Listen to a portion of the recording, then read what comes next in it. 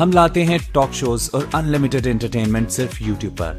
अगर आपने अभी तक हमारा चैनल सब्सक्राइब नहीं किया तो अभी सब्सक्राइब करें और बेल आइकॉन को क्लिक करके हमारी लेटेस्ट वीडियोस के बारे में अपडेट जानें।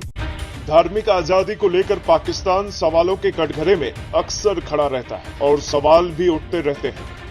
हाल ही में एक अंतर्राष्ट्रीय संस्था ने भी इस मामले में इमरान खान सरकार को फटकार भी लगाई थी, लेकिन इससे पाकिस्तान में कुछ अधिक बदलाव होता नहीं दिख रहा है। मौजूदा वक्त में इस्लामाबाद में बनने वाले हिंदू मंदिर को लेकर हंगामा मचा हुआ है। इमरान खान की सरकार से मंदिर निर्माण को मंजूरी मिलने के बाद इस पर वहां की प्रशासन ने रोक लगा दी है। फिलहाल इस मामले को लेकर अब इमरान की पार्टी के नेता ही कट्टरपंथी रुख अपनाए हुए हैं। पाक के पीएम इमरान खान की पार्टी पीटीआई के नेता कमर रियाज ने पूर्व केंद्रीय मंत्री ख्वाजा आसिफ के खिलाफ ईश निंदा की शिकायत की है। दरअसल आसिफ ने कुछ दिनों पहले संसद में अपने भाषण में कहा था कि कोई धर्म किसी दूसरे धर्म से बेहतर नहीं, सभी धर्म बराबर है। नाज़रीन, पाकिस्तान और भारत के ताल्लुकात पर हमने देखा कि बहुत बहस होती चली आ रही है। दोनों ममालिक के ताल्लुकात कभी भी हम कह सकते हैं कि आइडियल नहीं हो सके। कुछ देर सही रहे लेकिन बिलाखिर फिर ख़राब हो गए। और अब तो हालात की अगर मैं बात करूं तो हालात ऐसे हैं कि बात जंग तक जाते जाते रह गई। अच्छा, मसला एक ही जिसका नाम है मकबूजा कश्मीर, लेकिन हम देखते हैं कि वक्त गुजरने के साथ साथ एक नई बहस का भी आगाज़ हो गया। वो क्या जी? वो ये कि मसला सिर्फ मकबूजा कश्मीर का नहीं है। मसला, अब ज़रा गौर से सुनिएगा, मसला सिर्फ मकबूजा कश्मीर का नहीं है, मसला अब मुसलमानों का है। क्योंकि भारत के अपने अंदर रहने वाले जो 20 करोड़ से ज़ायद मुसलमान हैं, उन्हें अपनी ज़िंदगी भी ख़तरे में दिखाई देती है। और वजह क्या कि मोदी हुकूमत ने पार्लियामान तक से मुसलमानों के ख़िलाफ़ बिल मंजूर कराना शुरू कर दिए। बजरंग दल, RSS, इस तरह की कई इंतहा पसंद तंजीमों को सरकारी तौर पर ये इजाज़त मिल गई कि मुसलमानों की अमलाक को जलाओ, उनको मारो, उनके साथ जुल्म करो, जबर करो। और अफसोस के साथ कहूँगी यहाँ तक कि जुल्म और जबर की हर हद पार कर दो अगर कर सकते हो। इसके बावजूद भारत अपनी सरहदी हदूद के अंदर भी और सरहदी हदूद से बाहर भी नफ़रत अंगेज़ी और इश्तियाल अंगेज़ी से बाज नहीं आता। अब ये जो रवैया है भारत का, ये जो एटीट्यूड है, ये रवैया खित्ते के लिए यकीनन ख़तरनाक है। किस हद तक ख़तरनाक है? और ख़ुद भारत के अंदर मुसलमान मोदी हुकूमत के इस इंतहा पसंदाना रवैये से किस हद तक परेशान है, इस पर बात करने के लिए जिन मेहमानों को मैंने आज प्रोग्राम में दावत दी है। ने जो बात की है देखो, हमें पहले भी इस कैसे हम सुनते आ रहे हैं, लेकिन अब तो इंतहा हो गई है इंडिया में। खासकर प्राइम मिनिस्टर मोदी के आने के बाद तो देखिए मुसलमानों की जो प्रोसिक्यूशन है वो तो आप इंतहा को भी क्रॉस कर दी है। और हाल ही में जो आपने आप देखे ये उस सेकुलर इंडिया नहीं रहा जो 1947 के बाद कहा जाता था। अब तो ये सेकुलर इंडिया नहीं है, इसका इंडिया है और ये हिंदूवाद वाला इंडिया है। और आप देख लें, इसमें कोई शक नहीं है कि मुसलमानों को अब इक्वल सिटीजन के तौर पर वहाँ पे जो दर्जा नहीं दिया जा रहा। उनकी गलती में क्या कहा था कि इक्वली नहीं है, तो हम इनको इनकी राइट्स की हम क्या बात करेंगे। तो आपने वो वीडियो भी देखी हुई है। लेकिन मसला ये है कि अब मुसलमानों को जो 22 करोड़ मुसलमान हैं इंडिया के अंदर, अब वो भी इस बात पे मजबूर हो गए सोचने पे कि जो कायद-ए-आज़म मोहम्मद अली जिन्ना ने 1947 में जो तहरीक आज़ादी की, फ्रीडम मूवमेंट थी, जिसने कहा था कि डिफरेंट नेशन, जिसकी वजह से पाकिस्तान वजूद में आया। तो अब मुझे ये लग रहा है कि आने वाले सालों में इंडिया के जो मुसलमान, अब 22 करोड़ मुसलमान, अब वो फैसला उन्हें वो इस तरफ जा रहे हैं कि वो एक नया जो है होमलैंड जो है वो मौजूदा इंडिया में कार्व आउट करेंगे। और ये चीज वक्त के साथ साथ और अपना तेजी पकड़ती जाएगी। अब एक तरफ ये देखे ना, न्यू दिल्ली में क्या हुआ है आज से चंद हफ्ते पहले, वो प्री प्लान मैसेकर था मुसलमानों का न्यू दिल्ली में। कैसे मस्जिदों को वहाँ पे शहीद किया गया, कैसे वहाँ पे लोगों को मारा गया। मुसलमानों को और इम्पोर्टेंट चीज ये है कि हमने जो वीडियोस देखी है कि देखिए मुसलमानों के पास वहाँ पे डिस्क्रिमिनेटरी ट्रीटमेंट और जो एट्रोसिटीज मुसलमानों के साथ की होती है। इंडियन ऑक्यूपाइड कश्मीर की तो जरा बात साइड करें, अब तो वहाँ के मुसलमानों का मसला शुरू हो गया। तो मैं ये समझता हूँ कि मुसलमान जो हैं अब वो उन्होंने फैसला कर दिया है। कमर चीमा साहब, मैं आपकी तरफ आना चाहूंगी। अगर कमर साहब आप मुझे सुन पा रहे हैं, आप इन हालात को कैसे देखते हैं और वहाँ के जो मुसलमान हैं उनके साथ आप किन अल्फाज में हमदर्दी करेंगे? देखिए, 2014 के बाद जब से नरेंद्र मोदी साहब की हुकूमत आई है, यकसर हालात बदल गए और एक माहौल और जो फ़ज़ा बनी है इस वक्त भारत के अंदर, वो खौफ की फ़ज़ा है जो माइनॉरिटीज़ और पर्टिकुलरली मुसलमानों के लिए अच्छी नहीं है।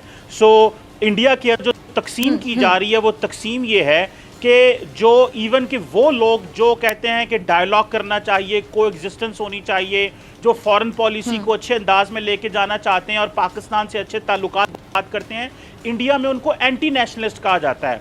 और मैं डॉक्टर फिजा आपको बताऊं, भारत का जो मीडिया है वो इस सारे प्रोसेस को ख़राब करने में बहुत किरदार अदा कर रहा है। भारत के मीडिया को गोदी मीडिया कहा जाता है क्योंकि ये वो मीडिया है जो नरेंद्र मोदी साहब की, बीजेपी की और आरएसएस की गोदी मीडिया कहा जाता है। इनको जो लिबरल लोग हैं वहाँ के, वो ये कहते हैं कि ये दुनिया का वाहिद मीडिया है जो ऑपोजिशन को तनकीद करता है, वरना पूरी दुनिया में ऑपोजिशन और मीडिया मिलके हुकूमत का जो पॉलिसीज है उनका जायजा लेते हैं। लेकिन जो हालात पैदा हो गए वहाँ पे ना सिर्फ मुसलमानों को गद्दार, एंटी नेशनलिस्ट की बात काटी कमर, यानी हम ये कह सकते हैं कि भारत में मीडिया बिल्कुल आजाद नहीं है, यानी बीजेपी के खिलाफ एक जुर्रत नहीं कर सकता मीडिया के खबर चला सके।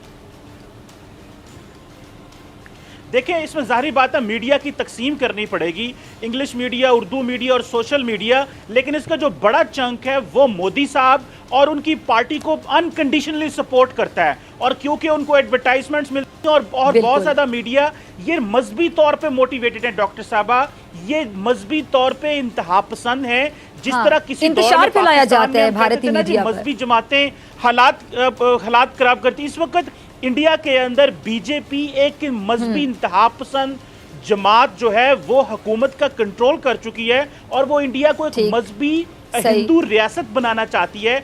इवन कि उन्होंने अपने सिलेबस से भी सेक्युलरिज्म और डेमोक्रेटिक फ्रीडम जैसे जो चैप्टर्स हैं वो निकाल दिए हैं। सो इंडिया की डायरेक्शन दुनिया को पता नहीं, एक बिजनेस के हालात तो शायद ठीक नजर आ रही हो, लेकिन इंडिया अपने सोशल कॉन्ट्रैक्ट इमरानी मुआहदे से हट चुका है जो 72 साल पहले भारत की सरकार ने अवाम के साथ किया था। बिल्कुल। जैसे कर्नल संत मेरे साथ हो, पैनल शहरियार जरा मुझे प्लीज बताइएगा। जी आप कंटिन्यू कीजिए सर। कमर साहब कंटिन्यू। जी ठीक है कमर साहब, आपकी इजाजत से जरा कर्नल संत को शामिल गुफ्तगू करना चाहूंगी। कर्नल साहब हमारे साथ हैं, टेक्निकल फॉल्ट की वजह से मैं सुन नहीं पा रहे थे। आपकी इजाजत से मैं जरा कर्नल संत से एक सवाल पूछना चाहूँगी। कर्नल साहब, आपने एमन की गुफ्तगू सुनी, सवाल मैं दोबारा दोहरा देती हूँ। मैं पूछना चाह रही थी कि मैं जिससे भी बात करती हूँ प्रोग्राम में, 2 साल से मैं पाक भारत टाकरा प्रोग्राम कर रही हूँ बोल न्यूज़ से, आप लोगों की जानिब से ये जवाब आता है एनालिस्ट का कि जी वहाँ पे तो ऐसा कुछ नहीं हो रहा मुसलमानों के साथ। एमन ने जो पूरी अपनी दिल की जो हालत है, तमाम मुसलमानों की जो हालत है जिस पे सिर्फ अफसोस किया जा सकता है, हमदर्दी की जा सकती है, वो खुलकर बयान कर दिया इस प्रोग्राम में। आप एमन की बातों को झुटला सकते हैं? जी मैम, भारतवर्ष में सब लोग बराबर है, कॉन्स्टिट्यूशन राइट है, राइट टू इक्वलिटी। अच्छा, यानी आपने पहले की बात नहीं कहते कि एमन झूठ बोल रही हैं। एमन में आपसे जवाब जरूर दूंगी, कर्नल संत की गुफ्तगू आप जरा गौर से सुनिएगा। जी कर्नल साहब, डिडक्शन निकालना ठीक है कर्नल साहब, आप कंप्लीट करें। लेकिन मैं राइट टू इक्वलिटी, मेरा काम नहीं डायरेक्शन निकालना। मैं आप दोनों को भारत से, मैंने आप दोनों मेहमान मेरे साथ मौजूद हैं, एमन रिजवी भी मौजूद है, कर्नल साहब आप भी मौजूद हैं, आप दोनों बात करेंगे, उस बात सबके सामने होगी। मेरा क्या काम है निकालना डायरेक्शन, हकीकत पे मबनी होगी, तमाम गुफ्तगू देख लें, तमाम लोग खुद देख लेंगे। जी मैम, आप ये देखिएगा जो अभी मैडम ने बताया था CAA के लिए भी, आप ये देखिए किसी भी हमारे मुस्लिम भाइयों की किसी की कोई नागरिकता गई क्या? मैं क्वेश्चन पूछना चाहता हूँ, आप ये एक भी आदमी की कोई नागरिकता मुझे बता दें कि जो CAA जो एक्ट आया, सिटीजन अमेंडमेंट एक्ट आया, क्या किसी की नागरिकता गई? मैं सबसे पहले विनम्रता से क्वेश्चन करना चाहता हूँ। नंबर 2, कुछ लोग, अच्छा जी मैं, कुछ लोग इसके खिलाफ में, अच्छा ये जरा बहुत मुश्किल हिंदी के अल्फाज प्लीज जरा कम यूज कीजिएगा। आपको पता ही, आपको बहुत ज्यादा उर्दू नहीं आती, हम ज्यादा हिंदी नहीं समझ पाते, तो कुछ जरा आसान लैंग्वेज में बात जरा कीजिएगा ताकि सबको समझ आ सके। वर्किंग लैंग्वेज जी, मैं आप लोगों से बहुत ज्यादा उर्दू नहीं बोलती क्योंकि आप लोग उसको समझ नहीं पाएंगे, प्लीज जरा। जी हाँ, यस मैम, तो मैं ये कहना चाहता हूँ कि हमारे देश के अंदर जितने भी राइट टू इक्वलिटी है और सबको बराबर अधिकार है। जिन लोगों को सीएए, जिनको जो मुस्लिम भाइयों को, कुछ लोग गए और कोई मुस्लिम भाई के अलावा भी कोई लोग गए हुए सुप्रीम कोर्ट, ऐसा कुछ नहीं है, ये पूरा मीडिया में आया हुआ है कि कुछ लोग गए। तो मैं ये इस बात से ये कहना चाहता हूँ कि हमारे देश की जो पॉलिसीज है वो बड़ी ओपन है। और मैडम मैं ये बताना चाहता हूँ, हमारे जो है कलाम साहब राष्ट्रपति रहे हैं, वाइस प्रेसिडेंट रहे हैं, अंसारी साहब रहे हैं, और हमारे ब्यूरोक्रेट्स डिफेंस फोर्सेस में इतने बड़े सीनियर ऑफिसर रहे हैं। तो हमारे यहाँ तो हमारे मुस्लिम भाई अपने भाई हैं, उनकी देशभक्ति बहुत है। आप अब्दुल हमीद जी को देखिएगा। आप देखिए, आप ये जो बात कह रहे हैं, ठीक है, आप किसी हद तक ठीक कह रहे होंगे, लेकिन अभी बीजेपी की गवर्नमेंट जब से भारत में है, नरेंद्र मोदी साहब जब से आपके प्राइम मिनिस्टर हैं, तब से जो मामलात हैं मुसलमानों के साथ, क्या वो ऐसे हैं जैसे आप बता रहे हैं? जी मैं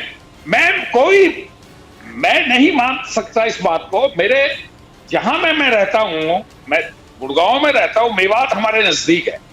और मैं एक चीज और भी जानना चाहता हूं, जो आपके माध्यम से बताना चाहता हूं। जब बाबर साहब आए थे, जब लड़ाई बैटल ऑफ कनवा की थी, मेवाती हसन साहब थे, उन्होंने कहा देखो मेरा रिलीजन अलग है लेकिन देशभक्ति मेरी है। मैं एक बात बनाना चाहता हूं, हिंदू मुस्लिम एक रिलीजन की पद्धति है लेकिन हम लोग एक है। आप इस बात पे गौर कीजिएगा, सिर्फ एक पूजा का जो वर्शिप करने का तरीका है वही तो बदला है। अंदर बनने का विरोध करने वाले वही लोग हैं जो देश के संस्थापक मोहम्मद अली जिन्ना को भी काफिरे आजम कहते हैं। अल्पसंख्यकों के अधिकारों की रक्षा करना इस्लामिक परंपरा है। शिकायतकर्ता कमर रियाज ने इस मामले में नोरवाल जिले के जफरवाल थाने में शिकायत करते हुए कहा कि पूर्व मंत्री आसिफ ने अपने भाषण में सभी धर्मों को संविधान के तहत बराबर बताया है। ये ईश निंदा का मामला है और शरिया कानून के खिलाफ है। इससे मुसलमानों की धार्मिक भावनाओं को ठेस पहुंची है। हालांकि जफरवाल थाने के एसएचओ ने बताया कि घटना इस्लामाबाद में हुई और ये उनके कार्य क्षेत्र में नहीं आता है। उन्होंने शिकायत दर्ज नहीं की है। शिकायत के बारे में इस्लामाबाद पुलिस को सूचना दी गई है। उधर शिकायतकर्ता ने कहा कि पुलिस मामला दर्ज नहीं करेगी तो वे अदालत जाएंगे।